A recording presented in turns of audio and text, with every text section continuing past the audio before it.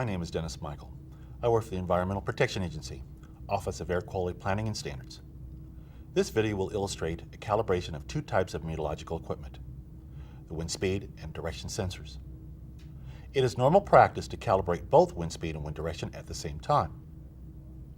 Generally, there are three types of wind sensors in use within state and local air pollution agencies. These are cup and vane, AeroVane, and sonic anemometers. This video will illustrate the calibration of one of these systems, the AervoVane anemometer. First, let's talk about why we need these sensors at monitoring stations.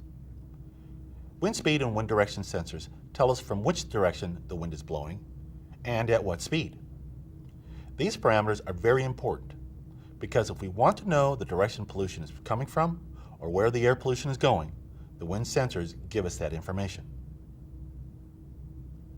Before we get going, let's define what we mean by a calibration. EPA defines a calibration as a comparison to a measurement standard, instrument or item with a standard or instrument of higher accuracy to detect and quantify inaccuracies and to report or eliminate those inaccuracies by adjustments. So, you can see that there are two parts of this process. Primarily, the measuring to conformance, and secondly, the adjustment to that conformance. What this translates to is testing and adjusting the instrument to see if it meets our standards. For wind speed and wind direction sensors, this means imitating either wind speed, or in the case of the direction from which the wind is blowing. The wind speed calibration is performed by spinning the anemometer sensor at a particular rate of speed, or revolutions per minute, also known as RPMs. The wind direction is calibrated by referencing a particular direction as a reference point. Calibrations of meteorological systems always take at least two people to perform. The reason is simple. While one person is performing the test on the instrument, another person must record the responses. This is a typical meteorological tower. There are several types of towers commercially available. The different types might be collapsible, tilt-down, or crank-down towers. This tower is a tilt-down tower. This sensor is an R.M. Young Corporation Model 05103, combination wind speed and direction sensor. It is attached at one end of our instrument boom. Before the tower is lowered, a wind direction reference point must be determined. There are several methods available, these being the magnetic compass, geographic positioning system or GPS, or the solar noon methods. These three methods are described in detail in the EPA's Quality Assurance Handbook Volume 4, which this video is a companion. The procedures can be obtained in Section 2 of the handbook. Today we will use the GPS method. Within the last 10 years, GPS have become inexpensive, smaller, lighter, and easier to use. The unit we will use is the Garmin eTrex model GPS. This GPS has many nice features, such as direction, position, and altitude. We will use the direction mode to give us a reference. Turn on the GPS and it will begin acquiring signals from overhead satellite positions. Once it has acquired 3 satellite signals, it will display your latitude and longitude. Now switch to the direction mode. At this point in time, we need to decide what our reference point will be. I recommend using the instrument boom, upon which the instruments are mounted. Walk away from the shelter to a point where you can clearly see the instrument boom. Align yourself so that you cannot distinguish one sensor from the other. This means you're aligned with the boom. Begin walking toward the tower. The GPS will now determine which direction you are walking. Record this value. To double check this alignment, go to the opposite end of the tower. Perform the same procedure as before.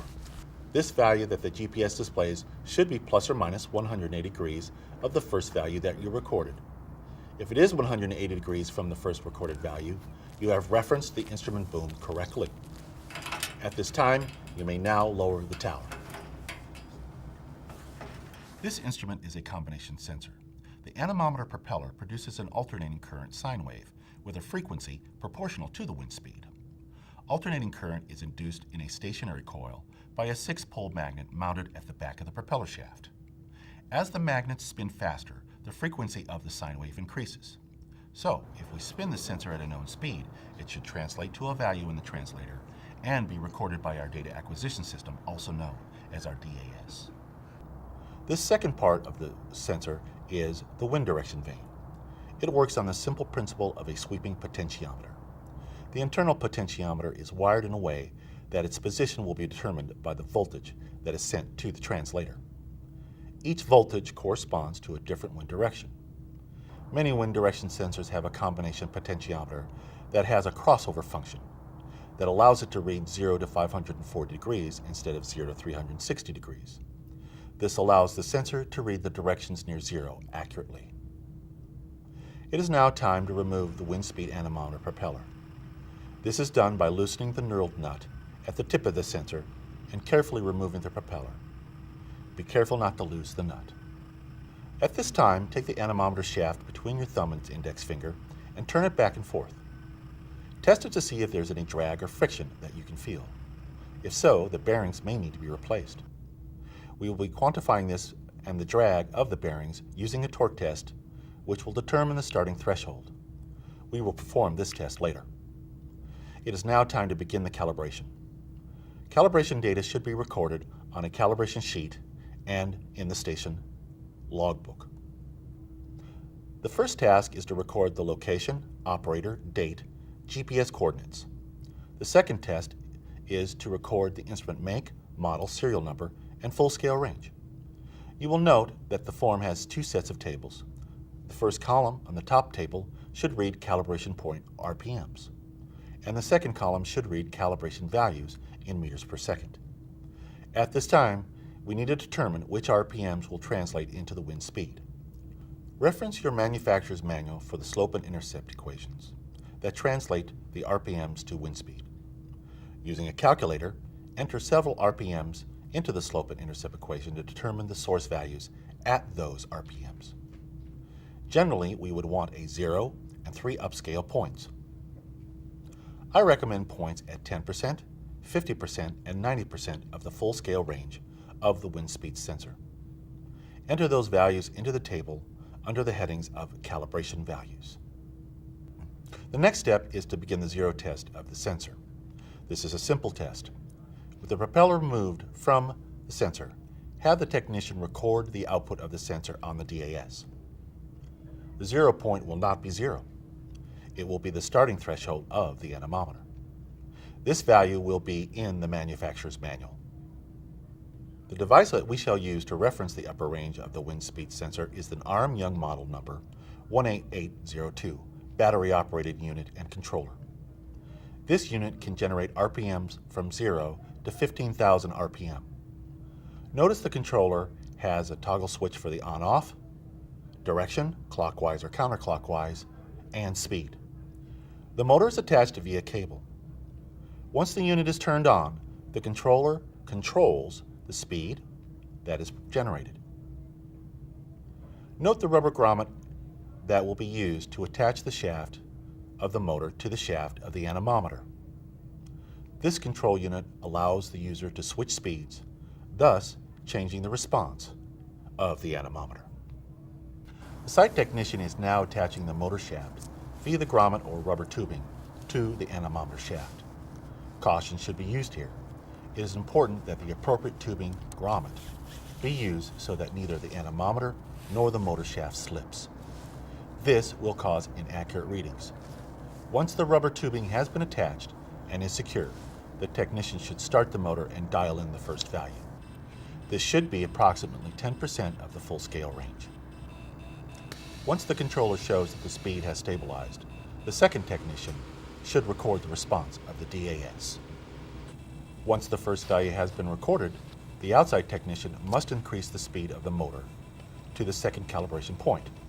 This should be approximately 50% of the full-scale range. Once the controller shows that the speed has stabilized, the inside technician should record the response of the DAS. It is now time for the third and final upscale point.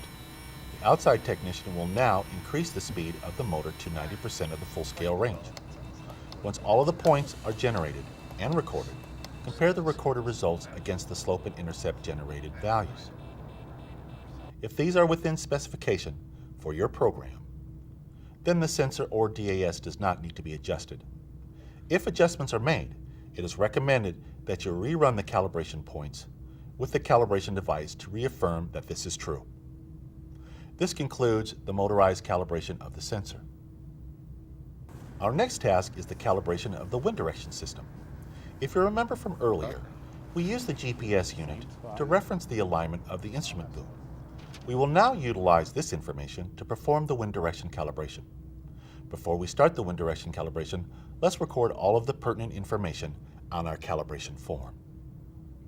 In the second portion of the form, let's record the make, model, serial number of the wind direction sensor, and the equipment used to reference the instrument boom.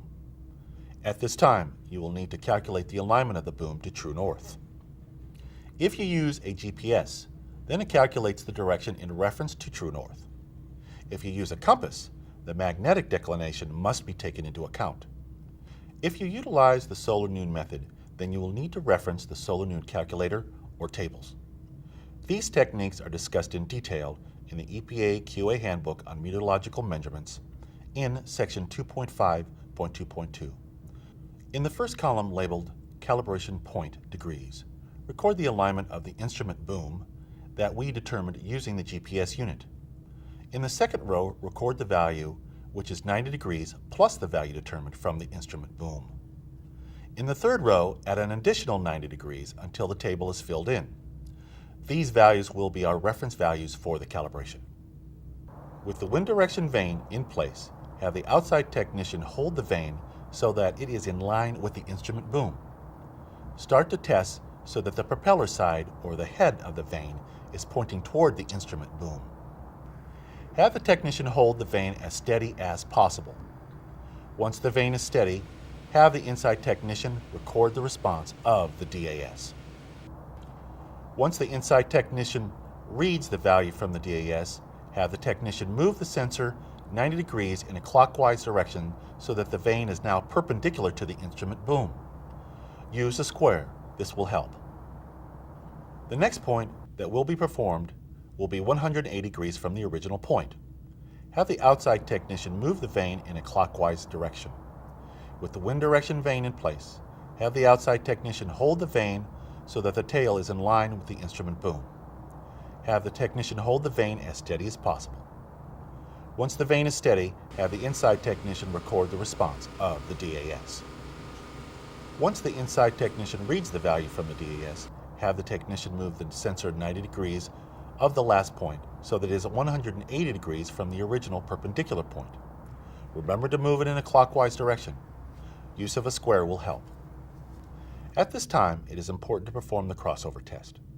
Some wind direction systems are designed in a way so that the operation will be seamless when the vane crosses over from 0 to 360 degrees. If the sensor has this function, it is necessary to slowly spin the sensor in a clockwise position. When the vane gets to the 360 degree area, move slowly and hold the vane either perpendicular or parallel to the vane. The DAS system should read a value between 360 and 540 degrees. If it does, then record this in the last row of the calibration form. Check to see if the value is within a tolerance of the system. This concludes the alignment portion of the wind direction calibration. The torque test should now be performed. All wind speed and direction sensors have bearings that we refer to as a starting threshold. This is the amount of force, that is the wind, that is needed to overcome the resting inertia to get the sensor moving. As bearings age, this resting inertia will increase. It is critical that the torque test be performed every time that the motorized calibration is performed. We shall be using an R.M. Young Corporation model number 18310 torque disc and the model 18331 torque gauge for these tests. The torque tests are performed by removing the sensor from the tower and bringing it into the shelter. On a flat surface, place the sensor upright on the bench. Attach the torque wheel to the shaft of the sensor. A grommet or small piece of tubing can be used to make a snug fit. Now that the torque wheel is attached, place one of the screws into the middle hole on one side of the wheel. With a 1 gram screw in the third hole, gravity generates 3 gram centimeters of force of torque. The technician holds the wheel so that the screw is parallel to the table. When the technician lets the wheel go, if the wheel moves, then the torque is less than 3 grams-centimeters. Now move the screw to the hole that is the number 2 position. Repeat the test. If the wheel moves in the number 2 position, then move the screw to the number 1 position. If the wheel moves in this position, then record the torque as 1 gram-centimeter. The EPA QA Handbook on Meteorological Measurements, Section 2.5, 1.1, has the equation for converting torque to meters per second. Reference your manufacturer's manual for the optimal starting threshold for your sensor. If the starting threshold is above the manufacturer's recommended value, then the bearings must be replaced. Retest the torque after you have replaced the bearings. We will now perform the vane torque test. With the AervoVane sensor still sitting on the bench, mount the torque gauge on the top of the vane so that the bearing center line is directly over the bearings as shown. With the string attached to the leaf spring, pull the string and record the maximum deflection from the gauge. Perform this test several times and average your torque. Reference your manufacturer's manual for the optimum starting threshold for the sensor. If the starting threshold is above the manufacturer's recommended value, then the bearings must be replaced. Retest the torque after you have replaced the bearings. Perform the maintenance on the sensor that is recommended by the manufacturer. It is recommended that once you connect the sensor back to the instrument boom and hook up all the cables, that you rerun the 0 and 1 upscale point and 2 direction points to make sure that the connections to the sensor have been properly connected. This concludes the calibration of the AeroVane meteorological measurement systems.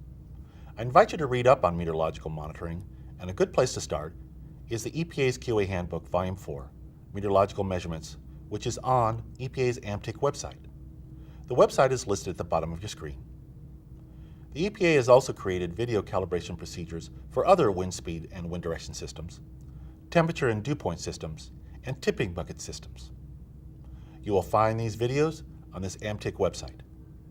From all of us in EPA's Office of Air Quality, Planning and Standards, thank you for viewing this video.